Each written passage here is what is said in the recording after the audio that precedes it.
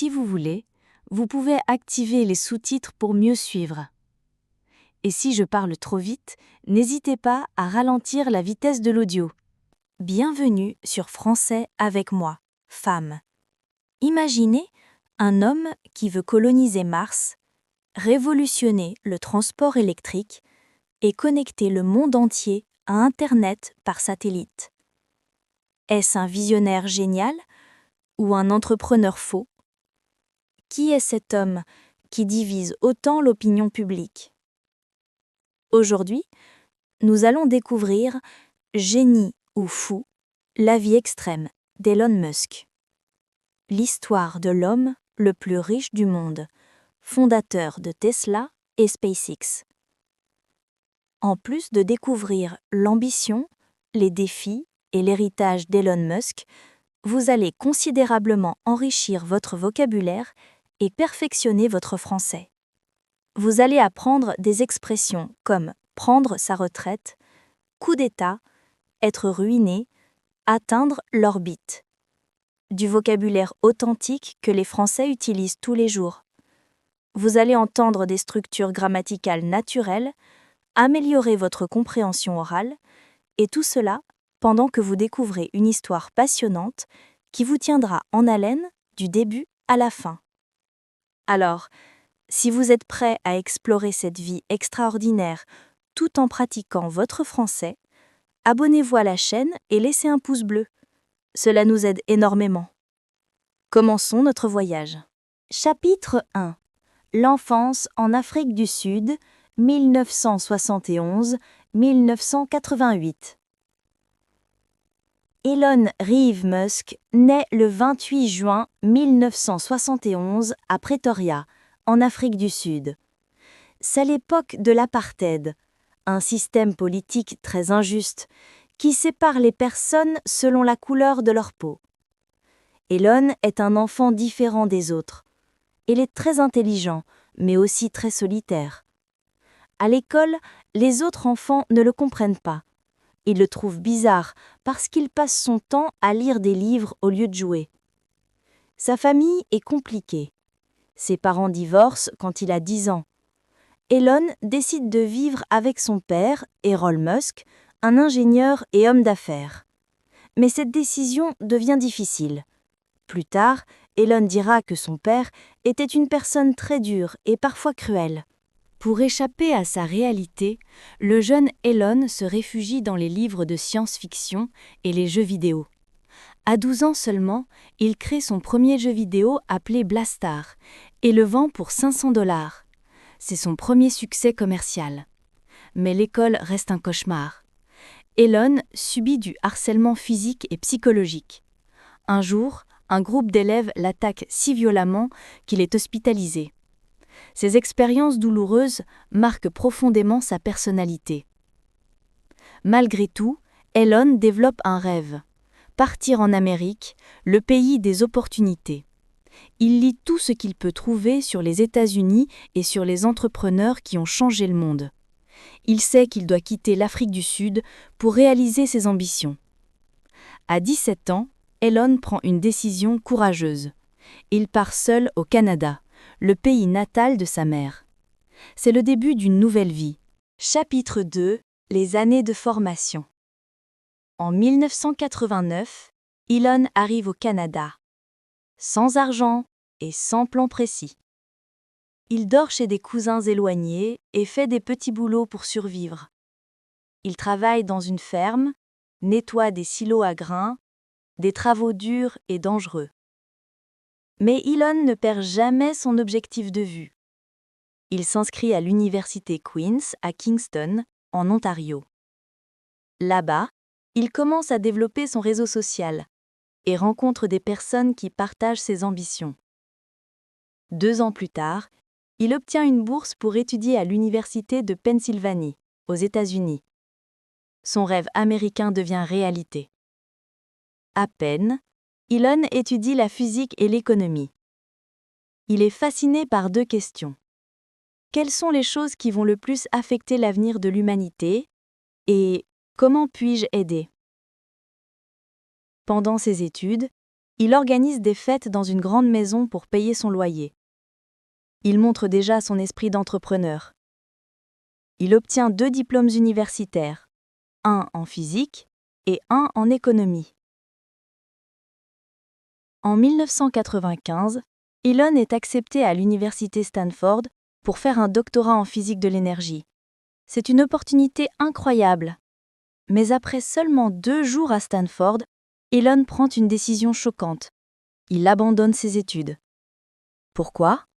Parce que c'est 1995 et Internet commence à exploser. Elon sent qu'une révolution technologique arrive. Il ne veut pas rester à l'université pendant que le monde change. Il veut être au cœur de cette révolution. Ses amis et sa famille pensent qu'il est fou. Abandonner Stanford, c'est du gâchis. Mais Elon a confiance en lui. Il a 24 ans et il est prêt à tout risquer. Chapitre 3. Le premier succès. Avec son frère Kimball, Elon fonde sa première entreprise, ZIP2. L'idée est simple mais révolutionnaire pour l'époque. Créer un guide des villes en ligne pour les journaux. Les débuts sont extrêmement difficiles. Les 2 frères n'ont presque pas d'argent. Ils louent un petit bureau et dorment dedans pour économiser le loyer d'un appartement. Elon se lave au YMCA, une salle de sport publique. Il travaille 7 jours sur 7, parfois 20 heures par jour. Elon programme tout le site web lui-même. Il apprend en faisant. Il fait des erreurs, il recommence. C'est épuisant, mais il adore ce qu'il fait. Trouver des investisseurs est un cauchemar. Elon et Kimball frappent à des centaines de portes. Les gens rient de leur idée. Qui va utiliser Internet pour trouver un restaurant, disent-ils. Mais les frères Musk ne renoncent pas. Finalement, ils obtiennent un investissement de 3 millions de dollars. ZIP2 commence à grandir, des journaux importants comme le New York Times et le Chicago Tribune deviennent leurs clients. Mais Elon a un problème. Les investisseurs ne lui font pas confiance pour diriger l'entreprise. Ils engagent un autre directeur général. Elon est furieux. C'est son entreprise, c'est son idée, mais il n'a pas le contrôle. Cette expérience lui apprend une leçon importante. Dans ses futures entreprises, il gardera toujours le contrôle. En 1999, Compaq Computer achète ZIP2 pour 307 millions de dollars. Elon, qui a 28 ans, reçoit 22 millions de dollars. Il est maintenant millionnaire. Beaucoup de personnes à sa place prendraient leur retraite ou achèteraient des voitures de luxe. Mais pas Elon Musk. Il a d'autres plans, beaucoup plus ambitieux. Chapitre 4. XCOM et la naissance de PayPal, 1999-2002. Avec l'argent de Zip2, Elon fonde immédiatement une nouvelle entreprise, XCOM. Son objectif ? Révolutionner le système bancaire et créer une banque en ligne complète. C'est une idée audacieuse pour 1999. Les gens ont peur de mettre leur argent sur Internet. Mais Elon croit au potentiel. Il investit 12 millions de dollars de sa fortune personnelle dans XCOM. L'entreprise grandit rapidement et fusionne avec une autre société appelée Confinity, qui a développé un système de paiement en ligne. Cette fusion crée ce qui deviendra PayPal. Mais les problèmes commencent. Elon est le PDG, mais il a des conflits constants avec les autres fondateurs. Ils ne sont pas d'accord sur la stratégie de l'entreprise. Elon veut tout changer rapidement, mais les autres veulent aller plus lentement. En 2000, pendant qu'Elon est en vacances, son voyage de noces en fait, le conseil d'administration organise un coup d'État. Il le remplace comme PDG. Elon est dévasté. C'est la 2e fois qu'il perd le contrôle de sa propre entreprise. Malgré cette trahison, Elon reste actionnaire important de PayPal. En 2002, eBay achète PayPal pour 1,5 milliard de dollars. Elon reçoit 180 millions de dollars après les impôts. Il a maintenant 31 ans et une fortune immense. Encore une fois, il pourrait prendre sa retraite et profiter de la vie, mais Elon Musk ne pense pas comme les autres personnes. Il commence à réfléchir aux plus grands problèmes de l'humanité et il identifie 3 défis majeurs: l'avenir de l'énergie durable, l'exploration spatiale, l'intelligence artificielle. La plupart des gens diraient que ces problèmes sont trop grands, trop complexes, mais Elon décide de tous les attaquer en même temps. Chapitre 5 SpaceX, le rêve impossible, 2002 à 2008. En 2001, Elon a une idée folle. Envoyer une serre sur Mars pour cultiver des plantes. Il appelle ce projet Mars Oasis. Son objectif est de réveiller l'intérêt du public pour l'exploration spatiale. Il voyage en Russie pour acheter des fusées d'occasion, mais les Russes se moquent de lui et demandent des prix ridicules. Elon est insulté. Dans l'avion de retour, il fait des calculs. Il se rend compte qu'il peut construire ses propres fusées pour beaucoup moins cher que les prix de marché. En 2002, il fonde Space Exploration Technologies, SpaceX.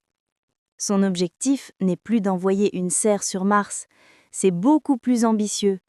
Il veut rendre l'humanité multiplanétaire. Il veut coloniser Mars. Tout le monde pense qu'il est complètement fou.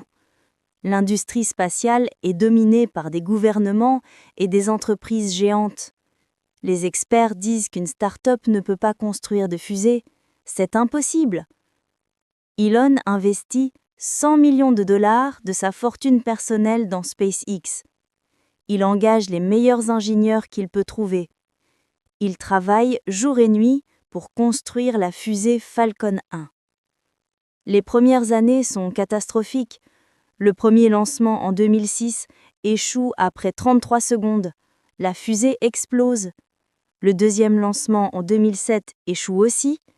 Le troisième lancement en 2008 échoue encore. Elon a investi presque tout son argent dans SpaceX et Tesla. Il est proche de la faillite personnelle. Il vit le pire moment de sa vie. Son mariage avec Justin Wilson s'est terminé en divorce après la mort tragique de leur premier enfant. Il est financièrement ruiné et émotionnellement brisé. En septembre 2008, SpaceX a de l'argent pour un seul lancement de plus. Si ce 4e lancement échoue, l'entreprise ferme. C'est tout ou rien. Le 28 septembre 2008, la fusée Falcon 1 décolle de l'île d'Omelek dans le Pacifique. Les employés de SpaceX regardent en retenant leur souffle. La fusée monte et atteint l'orbite. C'est la première fusée privée à atteindre l'orbite terrestre. Les employés pleurent de joie. Elon pleure aussi. SpaceX est sauvé. Quelques semaines plus tard, la NASA signe un contrat de 1,6 milliard de dollars avec SpaceX pour ravitailler la Station spatiale internationale. Le rêve impossible devient réalité. Chapitre 6 Tesla, la révolution électrique. 2004-2010. Beaucoup de gens pensent qu'Elon Musk a fondé Tesla. Mais c'est faux. Tesla a été fondée en 2003 par Martin Eberhard et Mark Tarpenning. Elon investit dans l'entreprise en 2004 et devient président du conseil d'administration. Pourquoi Tesla ? Elon croit que les voitures électriques sont essentielles pour sauver la planète. Les voitures à essence produisent trop de pollution. Mais à cette époque, les voitures électriques ont une mauvaise réputation. Elles sont lentes, laides et peu pratiques. Tesla veut changer cette image. L'entreprise développe le Roadster, une voiture de sport électrique, belle, rapide et performante. Le premier Roadster sort en 2008. Mais comme avec SpaceX, les problèmes s'accumulent. La production coûte beaucoup plus cher que prévu, l'entreprise perd de l'argent chaque jour. il y a des conflits entre les fondateurs et Elon. En 2008, Eberhard quitte l'entreprise. Elon devient PDG. Il investit encore plus de son argent personnel dans Tesla. Pendant la crise financière de 2008, trouver de l'argent est impossible. Elon doit choisir, sauver SpaceX ou sauver Tesla. Il refuse de choisir. Il divise son dernier argent entre les deux entreprises. C'est une décision émotionnelle, pas rationnelle. Beaucoup disent qu'il aurait dû laisser Tesla mourir. À Noël 2008, Elon n'a presque plus rien. Il emprunte de l'argent à ses amis pour payer son loyer. L'homme qui était multimillionnaire quelques années avant est maintenant presque sans abri. Mais en 2009, Daimler, la société qui possède Mercedes, investit 50 millions de dollars dans Tesla. Puis Toyota investit aussi. Tesla survit. En 2010, Tesla entre en bourse. C'est la première entreprise automobile américaine à entrer en bourse depuis Ford en 1956. Tesla lève 226 millions de dollars. L'entreprise est sauvée. Elon a prouvé que les voitures électriques peuvent être désirables et rentables. Chapitre 7. L'expansion. Neuralink, The Boring Company et Starlink, 2015-2020. Pour Elon Musk, diriger Tesla et SpaceX ne suffit pas. Il crée encore plus d'entreprises. En 2015, il cofonde OpenAI, une organisation de recherche en intelligence artificielle. Son objectif est de développer une IA sûre qui bénéficie à toute l'humanité. Mais Elon quitte la direction d'OpenAI en 2018 à cause de désaccords sur la stratégie. En 2016, il fonde Neuralink, une entreprise qui développe des interfaces cerveau-ordinateur. L'idée est de connecter directement le cerveau humain à des ordinateurs. Pourquoi ? Elon pense que c'est la seule façon pour les humains de rester pertinents dans un monde dominé par l'intelligence artificielle. Les critiques disent que c'est de la science-fiction. Mais en 2020, Neuralink présente un cochon avec une puce implantée dans son cerveau qui fonctionne parfaitement. La même année, Elon fonde The Boring Company pour construire des tunnels sous les villes et réduire les embouteillages. L'idée naît de sa frustration personnelle. Il déteste être coincé dans le trafic à Los Angeles. Les gens se moquent encore de lui. Mais The Boring Company construit un tunnel test et vend 20 000 lance-flammes comme gadget promotionnel. C'est typique d'Elon. Il mélange sérieux et humour. En 2015, SpaceX lance le projet Starlink, créer une constellation de milliers de satellites pour fournir Internet haut débit partout dans le monde, même dans les régions les plus isolées. En 2020, Starlink entre en phase de test avec plus de 1000 satellites déjà en orbite. Le projet pourrait connecter des milliards de personnes à Internet. Elon travaille sur tous ses projets en même temps. Il dort 6 heures par nuit, parfois dans les usines de Tesla. Sa vie personnelle souffre. Il divorce 2 fois de la même femme, l'actrice Talia Riley. Comment fait-il pour gérer tout cela ?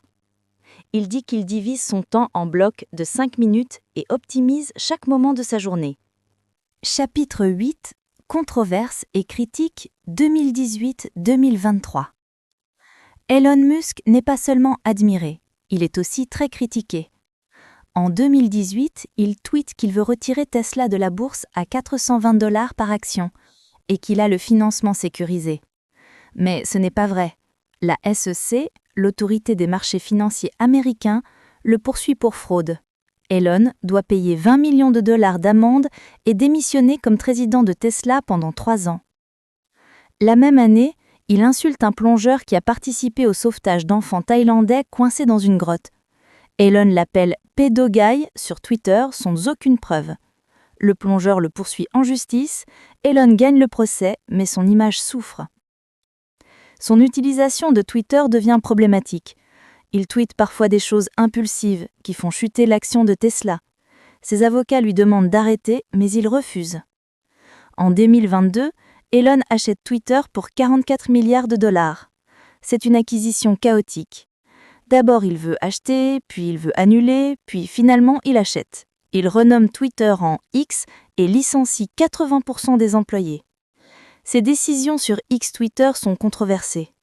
Il rétablit des comptes bannis, change les règles de modération et partage parfois des théories conspirationnistes. Beaucoup d'utilisateurs quittent la plateforme. Elon est aussi accusé de créer un environnement de travail toxique. D'anciens employés de Tesla et SpaceX parlent de longues heures de travail obligatoires et de management agressif. Il a des problèmes avec ses enfants aussi. En 2022, sa fille transgenre change légalement de nom et déclare qu'elle ne veut plus rien avoir avec son père. Elon dit que la culture woke lui a tué son fils. Cette déclaration choque beaucoup de gens. Malgré toutes ces controverses, Elon reste le PDG de Tesla et SpaceX. Ses supporters disent qu'il est un génie incompris. Ses critiques disent qu'il est un narcissique dangereux. Qui a raison? Probablement les deux. Chapitre 9. L'héritage, l'homme qui veut changer l'humanité. Aujourd'hui, en 2025, Elon Musk est l'homme le plus riche du monde avec une fortune estimée à plus de 200 milliards de dollars. Tesla est devenu le constructeur automobile le plus valorisé du monde. Ses voitures électriques ont forcé toute l'industrie à changer. Volkswagen, Ford, General Motors, tous produisent maintenant des voitures électriques. Sans Tesla, cette transition aurait pris des décennies de plus. SpaceX a révolutionné l'industrie spatiale. Ses fusées réutilisables ont réduit le coût des lancements spatiaux de 90%. En 2020, SpaceX est devenue la première entreprise privée à envoyer des astronautes dans l'espace. En 2021, sa fusée Starship promet de rendre les voyages vers Mars possibles. Mais quel est le véritable héritage d'Elon Musk? Pour ses admirateurs, Elon est un visionnaire qui pousse l'humanité vers l'avant. Il prend des risques énormes quand tout le monde dit que c'est impossible. Il a prouvé qu'une personne déterminée peut changer le monde. Pour ses critiques, Elon est un entrepreneur impitoyable qui exploite ses employés et manipule les marchés. Sa richesse extrême est immorale dans un monde où des millions de gens souffrent de pauvreté. La vérité est probablement entre les deux. Elon Musk est un homme complexe, plein de contradictions. Il est brillant mais impulsif. Il est visionnaire mais parfois irresponsable. Il veut sauver l'humanité, mais il traite parfois les individus avec cruauté. Une chose est certaine, Elon Musk ne laisse personne indifférent. On l'aime ou on le déteste, mais on ne peut pas l'ignorer. Son rêve de coloniser Mars semble toujours fou, mais rappelez-vous, tout le monde disait que SpaceX échouerait. Tout le monde disait que Tesla échouerait. Et pourtant, ils ont réussi. Elon Musk nous enseigne une leçon importante. Les limites que nous acceptons sont souvent imaginaires. Si nous osons rêver assez grand et travailler assez dur, nous pouvons accomplir l'impossible. Quelle histoire! Nous avons parcouru les rêves, les échecs et les succès d'Elon Musk, et vous avez fait tout cela en pratiquant votre français. Si cette biographie vous a inspiré et si vous avez senti que votre français s'est amélioré en nous écoutant, laissez un j'aime, un pouce bleu sur cette vidéo. Partagez cette histoire avec un ami passionné par les langues et l'histoire. Abonnez-vous à Français avec moi, femme, et activez la cloche pour ne manquer aucune de nos prochaines aventures linguistiques. Quel moment de la vie d'Elon Musk vous a le plus marqué? Laissez un commentaire en français pour pratiquer. À très bientôt sur Femmes.